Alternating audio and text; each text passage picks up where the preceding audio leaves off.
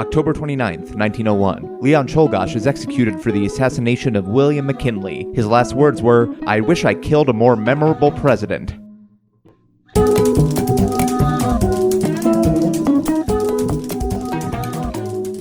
Welcome to The Revisionists. I'm Brian Flynn. I'm Zach Powers. We have a wonderful guest for you this episode. One of Denver's most exciting up-and-coming comics.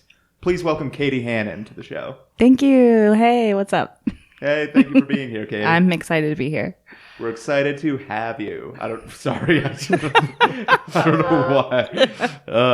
Why do I sound like I do? I don't know. Yeah, it sounded so insincere. Like we're excited to have you. You're not ominous or frightful enough for it to have sounded like a cannibal who's about to eat somebody, but it did sound like oddly staged and scripted. Oh, like an alien wearing human skin? Learning to communicate for the first time? Yeah, but like a nice alien. Yeah, you're trying. Polite. But like trying too hard. Yeah, an ET, not a xenomorph. Well, listeners, if you're new, on this show we take a topic from history. One of us tells the official version of the story, another comes up with an alternate history, and only the winner gets to become the truth. Yeah, and for those of you who have listened to our previous episodes and are curious about the outcome, our last episode was about the Axeman of New Orleans, the second of our three, this being the third. Halloween Spooktacular. You can say it. I was going to say it in unison with you, but I'm like, I'm not ready for that. That's a level of emotional commitment that I'm unprepared If we say something in unison, we might realize we're long-lost twins and have to set up a parent trap. Of course.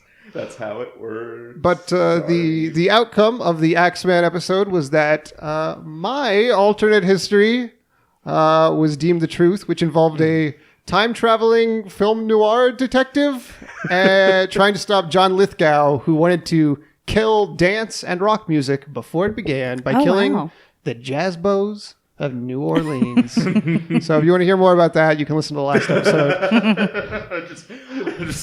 I like how you get super into the description, then drop it immediately. Like, if you want to listen to that, do whatever. I don't know. Go find a seashell or something. I already won. It doesn't matter what you do at this point. You can read it in history books, right? Of course. It's the real history. Exactly. Head to the library. Oh, this week we have another spooky topic for you. One you may have heard of before, the very famous Elizabeth Bathory. So, Kate, you'll be presenting the true history. Yes, which is crazy. It's I don't know how you made a fake history when the real one is pretty wild. Boned it.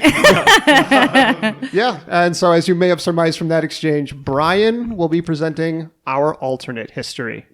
Yeah, so do we have any other? Then let's just jump right into the true history of Elizabeth Bathory. Okay, I had not heard of Elizabeth Bathory, actually, so this was very exciting for me to do. At work or whatnot. Okay, so she was born in 1560 in the Carpathian Mountains. Is that how you say it? Yeah, I believe that is correct. Okay. Mountains. Yeah. Okay, so of course we are all stupid people, so we may all be wrong. You're right. So she, even as a child, apparently was subject to fits of rage. I don't want to. I have to say though, the main reason I know how Carpathian is pronounced is probably because Vigo the Carpathian from Ghostbusters 2. Oh. Yeah. So that is my reference point. Okay. I don't remember that one. Haunted hey, painting. Oh, that's yes, I've seen that. Okay. Should I do the whole history, or should I say, like, she killed a lot of people, just so you know. So I'm starting at the beginning, but she's a notorious serial killer. Okay, so she was subject to fits of rage, and she apparently watched her father torture people, and he taught her some great methods for torture, such as... I mean, it's nice to have a father in the home. Yeah, she had a strong father figure. Who engages in your interests. Yeah, they had shared passions. So he taught her about covering someone in honey and then putting them under a beehive. That was one way he liked to torture people. It's creative. Was his father Winnie the Pooh also? I think that's, don't stick with chains in a dungeon. And then get outside. That is a weirdly charming So this is Unless you're the person in the honey, I guess. Oh god, an it's horrifying. extraordinarily minor spoiler, but on a recent episode of the HBO show Westworld, a character literally used exploding cigars to kill a guy. Really? And it was the most Looney Tunes thing I've seen on a drama Oh my in God. my life. I have had no temptation to watch Westworld. But now. And like, even now I don't, but now I kind of just like, I picture it different. I picture what I'm missing differently. Yeah, Ed Harris Yeah, you're apparently missing plays exploding both- cigars. You thought you were missing like rot drama. Yeah, I thought I was missing weird robot, like Yeah. weird robot shit. Now it's just like Bugs Bunny Just stuff. gags, yeah. Okay, and then he also taught her how to use pinchers to remove someone's skin. So that's her Sounds lust. less charming. Yeah. Yeah, I think he taught her a skill. It's Yeah. good. Yeah, I mean, you got to work with your hands. Yeah. You got to find something to do. If you're rich, especially, So I mean, when you shake someone's hand, they can tell if you've tortured before or not. just because Oh, you're, you got smooth hands. You've Yeah. never flayed anybody. oh no, I think all the blood it just keeps them youthful. You're, Sure, yeah. It's like Yeah. a Lady Macbeth thing. oh, I mean, that's what those elites don't understand is that you have to get out in there and torture people to really understand what it's like. Yeah, to understand Yeah. the common people. You sometimes have to cover them in honey and put them below a beehive. Oh, okay. One other thing she saw her father do. Her father tortured. He caught a man, I think, selling his children into slavery. So what her father did was emptied out the bowels of a horse and then sewed the man inside with only his head exposed. So that wouldn't kill a person. I don't know if then he just starved in the belly of the horse, or I don't know. Yeah, I mean, it was just the horse, man. I gotta give this guy points for creativity, though. He's got a lot of really, I'm a little awestruck. I mean, yeah. Because Also, he's like Dexter, I guess, now. the 'cause first, I know that guy deserved something. He sold his Yeah. kids into slavery. Maybe not to be sewn into a horse. I mean, he probably was like starving and that is where they got the idea for the 2-person horse costume, though. yeah. I gotta say though, the first few hours before you start starving or you're not like running low on water, it's mostly just embarrassing as people walk by from the village and you're like, yeah, I know, yeah. I'm sewn into a horse. I somehow pictured it like the horse still standing and then the man's head like out the horse's ass. Like that would be embarrassing. But the horse would not stand. I don't I imagine. Yeah. Yeah, I'm sure they That's- could rig up a stand of some kind. Yes. By the way, I got almost all of this info from a book, like I said, at the Auraria Library. And this was in a chapter called, I think, When Beauty Becomes the Beast, Oh. which is offensive to me, but we'll just continue Also, on. at this point in the story, Elizabeth Bathory is a tiny child. Yes, yeah. Well, she's becoming the beast. So then when she was around 11 or 12, she was betrothed to a man named Ferenc Nadazdi. But before she could get married, she got knocked up by a peasant. And this was when she was like 12 or 13. She got pregnant by a peasant. And I assume this was like a consensual sexual encounter. I don't know. But okay, so anyway, they sent that child away. As much as it can be at the age of 13. Yeah. yeah. So they sent that child away, and I believe her husband then castrated the baby daddy and fed him to fed him to I gotta dogs. say, between her father and this Her guy, husband, she really yeah. has a type. Yeah, she she want to marry a man like her father. Over and over. Yeah. But she outdoes them all. Okay, so then she got married when she was around 15, and she didn't have kids for like 10 years. And so it said in the meantime, in this obviously very scholarly book I read, that she would hang out with her aunt a lot. And her aunt was like a notorious lesbian who would have like orgies and do witchcraft. Oh, Yeah. what a bad influence when she's hanging around with all these people who disembowel folks on the Right? regular. That's like, yeah, like, okay. Yes. So apparently her aunt was maybe a bad influence. So she had always been kind of cruel to servants and would torture them in various ways. She mostly killed peasants too. And it was not a problem. No one cared at all. She Yeah. killed so many peasants. That's what the word peasant means. Yeah. Yeah. No one cares when royalty kills you. Right. And so no one cared. So So there, I'll just tell you a few more gruesome things she did. She made one servant like get naked and stand out in the cold, and she would pour cold water on her every day till she was just like a frozen ice statue, and she just would like admire the ice statue that she made. Yeah, Again, That's called a medieval snowman. yeah. So that's a good one. Again, so creative. She put She really is getting out there and trying new things. Yeah, in the area she's of a pioneer. Torturing people. She put a child servant in a cage, and it had spikes on like either side, and then she like swung it back and forth till the child was torn to shreds. Yeah. It's like, Listeners, you can't see this, but after every like anecdote, Zach and I sort of just like look at each other and be like, "How are we going to make a joke about this one?" oh no, it's gruesome. Yeah. It's spooky. So spooky. Yeah. So For then. sure.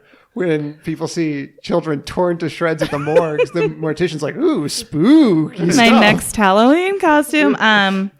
Then she also, she had something called an Iron Maiden that was just like a statue. What's a normal Iron Maiden, like a band. thing It's a you metal put band. something? Oh yeah. You guys both nodded really knowingly about an Iron Well, Maiden. I know what a normal Iron Maiden, as far as I'm aware, is that torture device. Okay. Hers was like a statue of a lady, and if you touched it certain places, swords would come out different and not, like there's one that's like an entombing metal It thing. has familiar spikes with. Okay. all on the inside of it, Her- and you put somebody inside. This book probably made this up, but it was like it had jewels on it, and she would be like, "Oh, like tell the servants, like, do you want to touch the jewels?" And then if they did, they'd get stabbed. I know you put Marjorie out in the cold and poured cold water on her until she was a medieval snowman, but I guess I can trust you on this jewel touching Yeah, exercise. everything you say seems like not a trap. Yeah. And then so this is the most unbelievable one. Apparently, she once got mad at a servant girl and just put her hands in her mouth and pulled at her jaws until she ripped her face apart. But like no person can do that, right? Maybe I I've never don't want to Google experienced- that. Is that possible? I've never experienced it. It hasn't happened to you. Because you only know things you personally experienced. I think I said experimented. But Oh. I said experienced that too. I feel like if you really didn't like give a fuck, maybe you could do that to a smaller person. God, I don't know. I'm gonna get in trouble for. There's that part in the thing where he puts his hand in the guy's mouth. And look, hey, I don't want to limit people. Yeah, Just keep reaching for the stars. she was always coming up with new stuff. Okay, so this was all like peasants mostly, and no one cared, like I said. And then she apparently, so she also was known for bathing in blood and drinking blood, supposedly as a way to like stay youthful and beautiful. And it said in the book, which also seems highly unlikely, that she figured out this technique because she like slapped a girl in the face so hard that it made her nose bleed, and the blood like splashed onto Elizabeth, and she was like, "Oh, I look younger." So, like I've had blood on myself before and never had that experience. So she was bathing in blood, and then after a while she was like, I can't be bathing in this filthy peasant blood. I need some noble blood. And I heard, though I don't know, this might be just like a part of the myth around the person, that she tended towards or exclusively used virgin blood. I think probably most of the people, I don't think she knew, but they were young girls, like mostly girls, mostly young, mostly poor. And so then she wanted noble blood. So she opened up a finishing school in her home. And Such a good idea. Yeah. I mean, independent of the killing of people. she's a real entrepreneurial spirit, and you gotta love the pun on finishing school. yes, the true. So she opens a finishing school. Apparently, most of the families in the area were like, "No, like we're not sending our children there." Like people disappear from your house constantly. But anyway, she got some girls sent there and also killed them and bathed in their blood. And she was apparently very careless about. They would just like throw bodies over the castle wall and stuff. Like she was not trying to hide it. She did not give a fuck. Okay, so then, and I just people, picture like graduation from finishing school. Instead of mortarboards, people toss their dead classmates over the walls. yeah. Really, yeah. I'm picturing the first day at finishing school where they're like, look to the right of you. Look to the left of you. Yeah. One of those people will not be here on graduation day. So, yeah. So now she's killing and bathing potentially in noble girl's blood. People still don't really say anything until I don't know also if any of this is true, by the way. Like, it's a lot of rumor. This happened in 1580s. Okay, so then she starts selling her family's things to, I guess, get money to keep her finishing school, just to fuel her habit. And that's when she's gone too far. That's when people decide they need to intervene, her family, and they launch an investigation. Apparently her cousin was investigating her, or maybe like a minister, or her cousin was a minister. Not sure. She knows they're investigating her, and she tries to poison them, but they just get sick and they don't die. So, wow, she really phoned that one in. yeah. I mean, let's be honest. She's used to tearing people asunder. Yeah. Poison, not her strong suit. No, Too subtle. I mean, True. if she walked up to this person investigating her, I was like, hey, can I put my hands in your mouth just for a thing? They probably wouldn't have let her because they're onto her at this point. Okay, so yeah. But eventually they catch her. I don't know if my God. she ever was on trial because she was a noble lady. I don't think they just like went to her house and were like, you gotta stop. We're gonna. The way Brian said, can I just put my hands in your mouth for a thing? Made me think the way she tricked people into doing this was like, did you know if your mouth is smaller than my hands, then you're going to get cancer? And they're like, good news, you're not going to get cancer. You're dead. It's like, yeah, have you ever had a Hertz donut? And then she freezes you to death. Hurts, don't it? Oh God, she seemed fun to me. I don't know. So she didn't admit anything, but apparently she kept a journal in her room of every person she killed and how she killed them. Like every good serial killer. Yeah, you got to. It's called an evidence dungeon, and it's classic serial killer. Although in her case, actual dungeon. Yeah. And there were apparently 650 names of victims. So she may have killed as many as 650 people, like mostly by herself. But she had some accomplices who were servants. So I'm sure they were like, yeah, I don't want to get my face ripped apart. I better do what Elizabeth says. Yeah, I mean, it takes a village. Yeah, yeah. So from The only thing you have to do to survive Elizabeth is have a less rippable face than the person next to you. you have to rip a face or two of your own, I think, just to help the cause.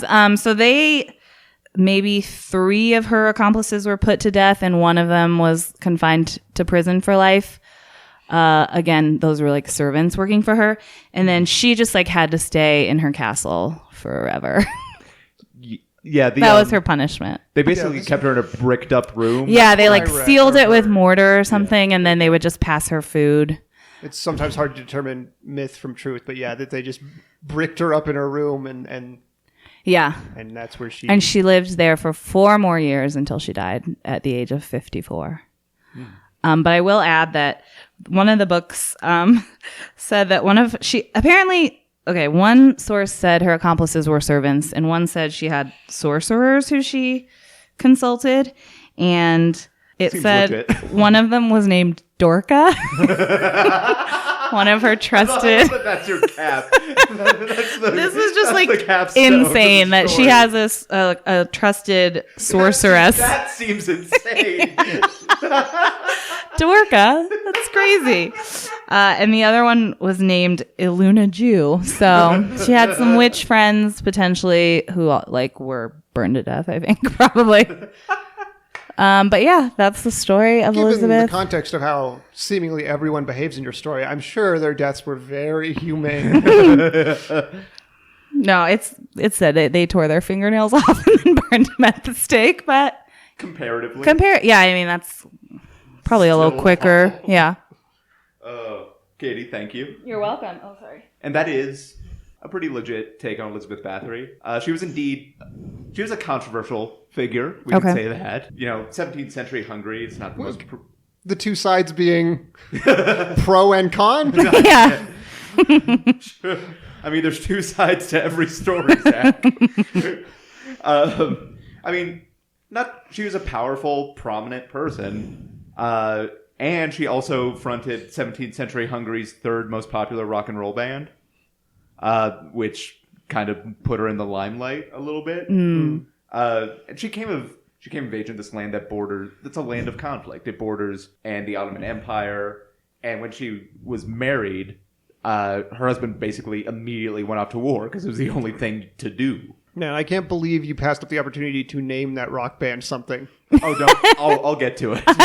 There's a lot more. This is a behind the music. Yeah, exactly. You got to give them a little bit of a tease, then you pull back. Okay. Sorry, those hand gestures. So she was 15. She's married to Fernick Nasty. I don't know. Frank Nasty. Frank Nasty. Yeah. We'll go with that. We'll go with Frank Nasty. Frank Nasty, The her radio husband. DJ. The cruel soldier. That's how they met. Yeah. He goes off to war because that's the only thing to do at the time other than stay home and write shit poetry, basically. Yeah. So he moves her into a castle, and she's left in charge of the lands, and she, by all accounts, handled matters pretty effectively, but she found herself bored with so much free time, and she loved music from such a young age because it was the only thing that drowned out the noise of people's terrible poetry. So she gathered together a band of musicians from the surrounding countryside, and they became a hit because it turns out everyone was looking for something to do other than listen to people's terrible poetry. They called themselves Grieve Six. I'm sorry I made you wait for that one. Yeah. It was my second try. I'm like, this one's good. I'll go with this one. I like it. Thank you. Yeah. Thank you. They released a string of hit singles, classics like Transylvanian Bloodbath, Bloody Holly, and Single Ladies, parentheses, are covered in blood. But I would think are filled with blood. Yeah, I mean... Both, aren't we all? Sure. Yeah, I mean, listen, the song is written. You can't change it, Zach. That's not the part of the listener. As happens with many rock stars, though, the fame and sweet, sweet opium began to go to her head a little bit. Took a toll on her. Her ambitions became more and more grandiose. And it came to a head when she wrote what would be considered the band's most divisive work, Trapped in the Castle, parts 1 through 75. She wrote and shot an elaborate music video, which involved her washing in a tub full of virgin blood, which was totally fake. It wasn't real virgin blood. It was made out of corn syrup and red dye. Those 650 people did drown in a vat of corn syrup to make the blood, but that was ruled completely accidental. Oh, wow. Must have been a really big vat. Yeah, it was a good sized vat. Maybe it was a small vat and the same accident just kept They on. just kept falling in there. I mean, like, it's They so forgot sticky. to put up the wet floor sign next to the Yeah. vat. It's like, We someone all put up that been goddamn there. sign. We've had 625 fatalities so far. Yeah, it's been like days since the last accident. It never moves up zero. No, yeah. So the authorities found the video disturbing, obscene even, not because of the virgin blood, but because it depicted the act of bathing, which they considered to be washing God's love from your skin. Which I say that out loud now, and it sounds gross. Sounds very gross. We have not discussed disturbing or gross things yet on this podcast. That's and the I would grossest like one. to keep it that way. So she was very quickly tried and convicted for obscenity, and she was bricked up in her castle. But as we've established before in the podcast, sometimes when you write songs about people, they become immortal. And in writing songs about her feelings and her experiences, she may have tapped into the old magics once again. And so she may still be bricked up in the castle, waiting to be revealed, working on her dark magnum opus. And that is the story of Countess Elizabeth Bathory. I see. So she's like working on whatever that album people were excited for about China that Guns N' Roses made. Yeah, Chinese Democracy Part 2. I want to clarify, I'm not a Guns N' Roses fan. I just know the name of that album. But apparently there was a very long wait for that. I don't know why. Yeah. I don't know why that's the hill I choose to die on. I am not. I am not a fan of Guns and Roses, sir. How darest thou? Where can we find these vids and tracks? Oh, I mean, Tidal. Oh, God damn it. I don't have So no Tidal. one sees Sorry, guys. I'll never watch Title them. barricade is just... Yeah. There's a thing about the story of the real person in that as far as real history stories go, it is like distilled down like the most creepy, scary, like Halloween time terror tale that supposedly helped create the concept of vampires along with Vlad the Impaler. At least that's what I've heard. Yeah, It was yeah. an influential part of creating the myth of the vampire. The other story makes her a much more lovable figure, I guess, in that she doesn't horrifically brutalize people on the regs. I mean, to be fair, I didn't really know how to make a joke about that. Someone's face getting ripped off. That didn't get into like real Crypt Keeper territory here. I think there's just details about the real story that are so wackadoo and fucking crazy and off the charts, like the weird icing a person, not in the mafia sense, but like Or the Smirnoff I was gonna ice go sense. for the Smirnoff. That was her Or- cruelest trick. Yeah, she goes into a peasant village Just and chooses ices someone to everyone. ice in the village. It's like, no, I the wish you village had covered square. me in honey Yeah. instead. and the weird finishing school, and I love the double entendre of that still.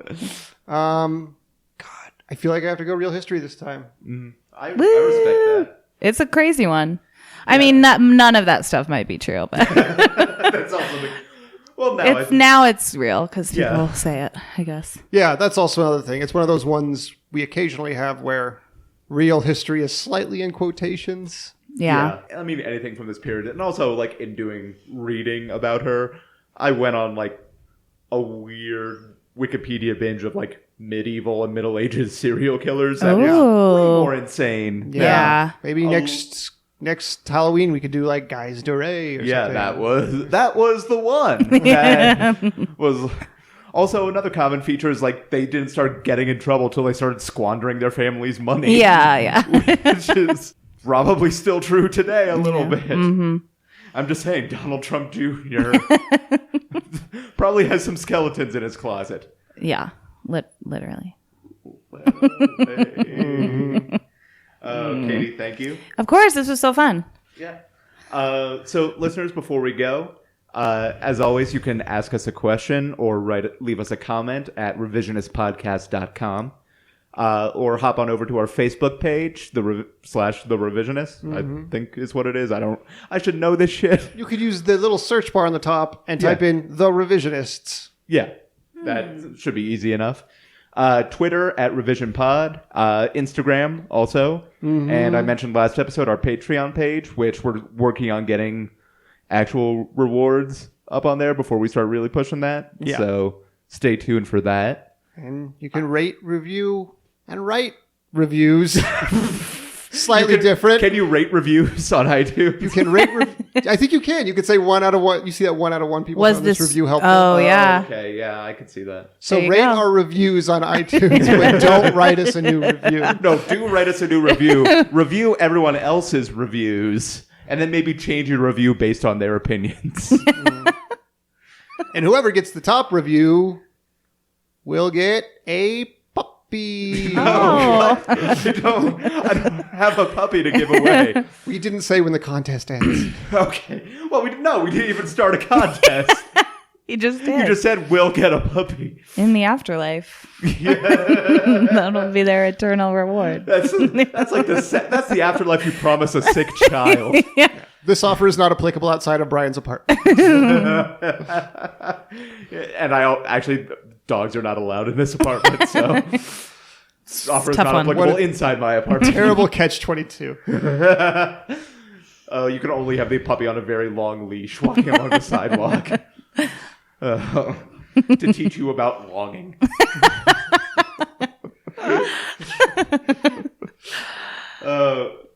listeners, before we go, Caitie, Yes. this episode is coming out the 29th, and listeners, if you are on top of it, they can catch you at Propaganda on Sunday, October 30th Yeah. at Go ahead. Lanny's Clock Tower Cabaret. And if you're not on top of it, get your shit together. Yeah, Listeners. you're missing out. And listeners, Caitie Hannan is one of my favorite comedians to watch in Denver. So thank you. You're welcome. Sorry. So if you could find a way to check her out, please do. It's always worth it. As for me, I have nothing going on. So why did I say that? Look, I'm in school right now. I'm not booking as much shit as I would otherwise. But yeah, follow me on Twitter. Brian is a great comedian also, so you should. Thank you. You are. He's very funny. Thank you. I don't use Twitter, so. Yeah, I mean, but you are doing some upcoming podcasts. I don't know if you want to take some time to talk about those because we have a minute or two. I know I'm going to be a guest on an upcoming sophomore lit podcast where you revisit books you may have read in high school as a grown adult. I am going to be the main guest on the episode about Crime and Punishment, but I also read the excerpts from the books for the recently released Occurrence at Owl Creek Bridge episode by Ambrose Bierce, and on another upcoming episode that is, I think, a little down the line, so I'm not going to talk about it. Well, but I think that about does it for this episode. Caitie, thank you so much for being here. Thank you so much for having me. This is so fun. Yeah, Zach, thank you as always. Of course. For everyone here at The Revisionists, I'm Brian Flynn. I am Zach Powers. Have a good time. Spooky time. Spooky. Blah. Happy Halloween. Garlic. And a scary election day.